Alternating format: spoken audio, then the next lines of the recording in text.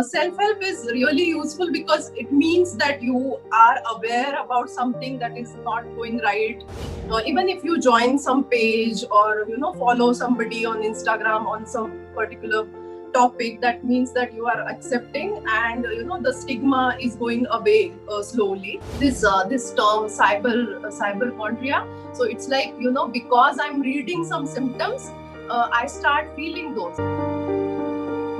Hi, and welcome to our fourth episode of Answering the Unanswered AMA series. And today we are going to get some insights on self help from Miss Aparna Dikshit. Welcome to the session, ma'am. Thank you so much. Thank you. About ma'am, she is a clinical psychologist. She holds a MBA in IT and Masters in Clinical Psychology. She is a certified CBT and REBT therapist. She has a vast experience in handling clinical cases, children and adult counseling, and remedial teaching for children with special needs. So, now starting with our session. So, my first question to you is, how does self help helps? Right. So, Sakshi, when you talk about self help, I look at it in two ways. One is joining the self help group. The groups where you can share your experiences, like Alcohol Anonymous or other self help groups where you are sharing your experiences, what worked, what did not work, and that way you are helping yourself and also other people. That's one way of looking at self-help. And the other self-help can be like these self-help books, podcasts people make, or videos people make, or pages to follow on Instagram and Facebook, which are on a particular topic. And there are something motivational going on, something educational going on, which you can be part of, and try and help yourself. So I think these two categories we can look at when we are talking about self-help. So I think it works excellently. It is brilliant. Self-help is really useful because it means that you are aware about something that is not going right, or something that is you need help for. So that awareness is there and that acceptance is there. And like when we talk about any kind of treatment, awareness, acceptance, and then remediation, the treatment. So when you are seeking some kind of self help, that means that you are aware that something is wrong, and you are there is a lot of acceptance that you need help. So I think it is really helpful if we look at it that way. And it is like, the stigma is taken away when you join some kind of self-help group. Let's say if it's a group of people who are suffering with anxiety, and if you join that group and if you see that there are lots of other people who are struggling with similar problem, that stigma is taken away. Otherwise we don't speak about these things, we kind of keep it uh, under wrap. So I think to work on the stigma, it is really helpful, the self help, right? Even if you join some page or follow somebody on Instagram on some particular topic, that means that you are accepting, and the stigma is going away slowly. So I think it's useful. And if you are reading lot of material, self-help material, then automatically you challenge your thinking process, you challenge your automatic thoughts. You kind of put yourself in situations which are given in those mediums, and that helps in changing the thinking pattern. Like those neurological connections are challenged and kind of changed. So you try something different, and if you feel motivated after doing that, like if a page or somebody says that exercise is really good for your mental health, and if you feel motivated to exercise and you do exercise, then automatically you are motivated to do it again and again, because the reward system gets kicked in. So I think self-help is really useful if it is used in a proper way, right? Okay. So, my next question is, does self help work for all mental health problems? And if yes, then how effective? Right. So when we are talking about mental health problems, I feel if you are diagnosing by on your own the mental problem, then it's really not a good idea. It can be misdiagnosed, and you can miss some symptoms. You can diagnose some symptoms wrongly. So if you are diagnosed, the diagnosis is done by some professional, and then you are relying a little bit on self-help and also taking medical help, then it's really useful. I would say that some mental discomforts can be it can be helpful to use self-help as a technique. But if it's a mental illness, then definitely diagnosis has to be done properly, and then comes the self-help part. Also medication, we should never self-medicate ourselves, right? Because all the medicines which are off-shelf medicines are for common problems like flu and cough and all that. All the mental health medications are prescribed medications, and we should never do that on our own. So once that part is taken care by professional diagnosis and treatment, then the self-help really helps. But according to my personal experience, I've seen that clients with bipolar disorders, schizophrenia, or people with suicidal tendencies, self-help has its own limitations. Like I know a client who used to say that I'm really motivated. I read so much self-help stuff, and I run every day. I do a lot of exercise, but her delusional thoughts about being followed by someone were there. They were intact. They were not getting any. There was no change in that, but she was feeling that with the help of all these self-help techniques, she is helping herself. But that's not true. If the mental illness is like something with delusional thinking or psychosis, then it doesn't really help according to me. But all other discomforts we feel, we can take help of self-help when we have already diagnosed something with professionals, and medication is also done by professionals, right? My next question is how to know that we need professional help rather than just relying on self-help. Yeah, so basically, see, whenever there is some kind of mental health problem, the three areas of our life that get affected are social area, like how we interact with people, how much we interact with people. If my work requires me to be part of a team, how that is going on. So the social aspect of our life, physiological aspect, like sleep, food intake, and the energy level. I feel like how energetic I feel. So the physiological aspect of our life. And the third is occupational, definitely, like how you are doing in your studies, in your occupation. So all these three are really important areas of our life. So if you see that the self-help is not really improving these three areas, or you see some kind of issues in one of these areas, then that's the indicator that whatever I'm doing, just by taking like doing it on my own, is not helping. And another way could be listening to our loved ones. They notice it before sometimes we do, that something is not working. You look you look tired, you are sleepy all the time. They are pushing us to exercise, they are pushing us to go out, and sometimes we feel irritated. But those are the signals. We should take that always into consideration. If a loved one or a boss or a colleague or a friend is saying that I'm worried about you, you should seek some help, then that's a clear sign that whatever we are doing with the self-help is really not working for us. And then it's really important that we do take help of professionals.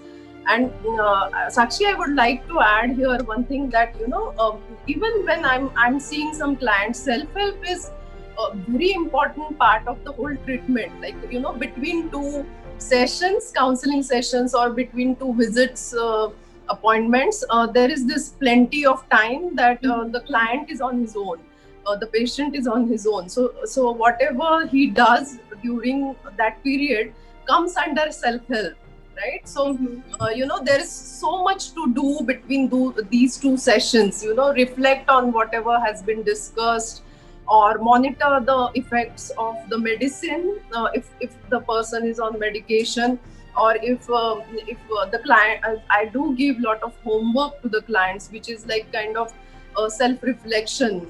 They are supposed to watch their feelings, their thoughts, their behavior. So lot of self work is involved, and I think that all comes under self help. And if we fail to do that between two sessions of counseling, the counseling doesn't really work, right? Because it has to be this way, that I come to know about something, and I implement it, in my daily life. That's how it works. So I think it's integral part of the treatment, and it has to play. It plays a tremendous role in any treatment, counseling, or a treatment by a psychiatrist also.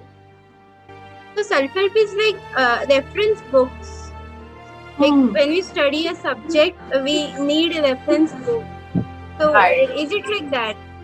Yeah, I think so, because I also do give a lot of study material. Like if somebody is curious what CBT is, if somebody is curious to read some author I have been mentioning a lot, I do give them these references, and people do read that stuff. But it has to come from a very authentic source, and it has to be a very scientific approach. And I think then it's really useful. Otherwise, few people keep on buying self-help books, and I ask them, if it's supposed to help you, why you need to buy another one and then another one? So it's a tricky thing, and lots of suggestions and lots of things discussed in these books or these portals, or they are very generic. And I feel all are the solutions need to be subjective, because the situation is very subjective, and I am a very unique person. So what works for me has to be unique. So sometimes that's what happens. Like we rely on these sources, but they hardly do any. They are hardly of any use after a point, I feel. And maybe you have heard of this term cyberchondria. So it's like, because I'm reading some symptoms, I start feeling those. Like somebody is curious about what is anxiety disorder, and then they read. You feel palpitation, you are sweating, and this, and they start getting those symptoms. So it's really tricky. Some people manifest those symptoms. So we need to be aware. Like, is it really doing any good to me, or I'm going really I'm not getting any help? That's something we need to watch out, really. Okay. And the final question is, what are the effective techniques of self-help? Yeah, so I made a list. So I think I would suggest that if I'm feeling anxious, or if I'm getting panic attacks, or if I'm getting anger outbursts, sadness, so something like that. If I'm thinking that these are my problem areas, then I would suggest that the best self-help technique is to do self-monitoring for triggers.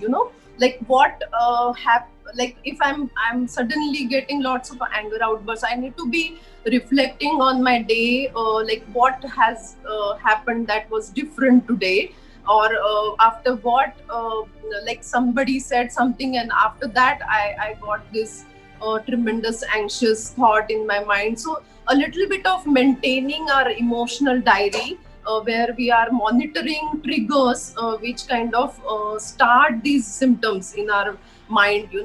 Maintaining that log really helps. That way we can just connect the dots and see that if there is a pattern. Like for example, if I have feeling really mad the whole day or for a few days now, and then I'm reflecting what has happened different, and if I notice that every day I was sleeping late, like 12, 1 o'clock, and then maybe I can connect the dots and see that because my sleep is getting disturbed, I'm feeling this way, and then we can correct those things. So I think self monitoring of triggers is a really good technique. Psychoeducation is really helpful. Like I'm not against reading stuff, but it has to be authentic, and maybe if it's suggested by your doctor, your counselor, it would be the best source of information. Behavioral activation is a very important technique. Like our behavior kind of regulates our mood, for good or worse, right? So Yeah. so if I'm noticing that I'm feeling very low, then I have to force myself to do an activity like cycling, like or running or walking, something like that.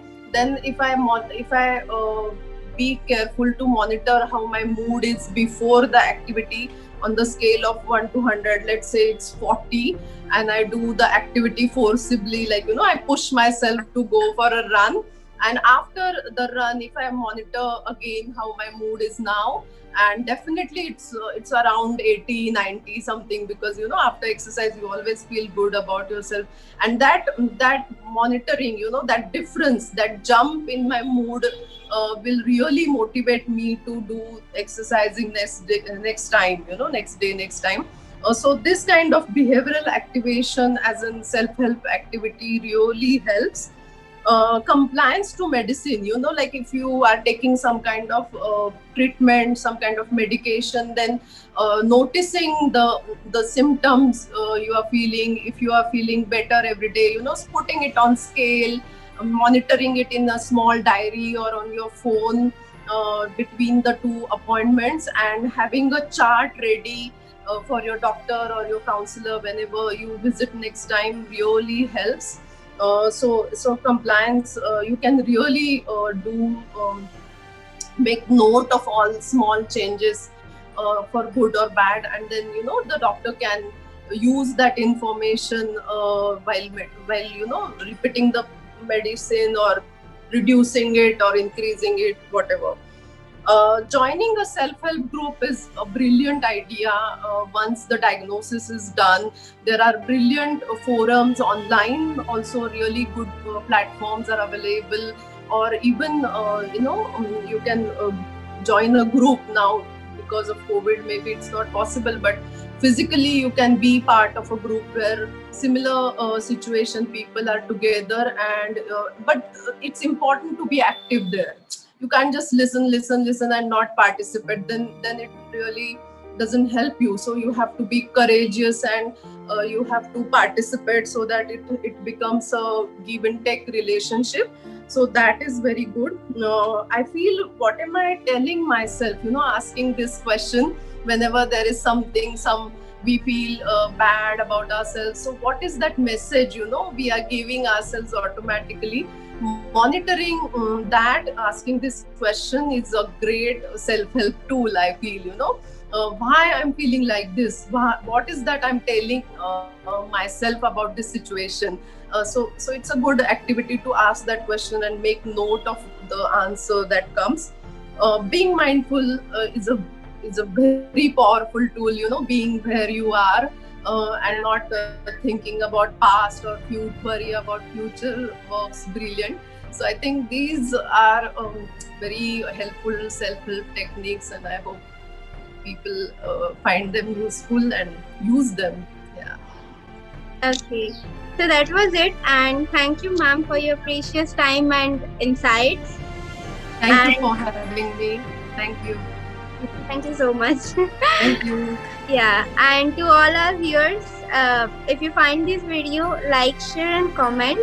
And I'll meet you again with another AMA. Until then, stay safe. Thank you.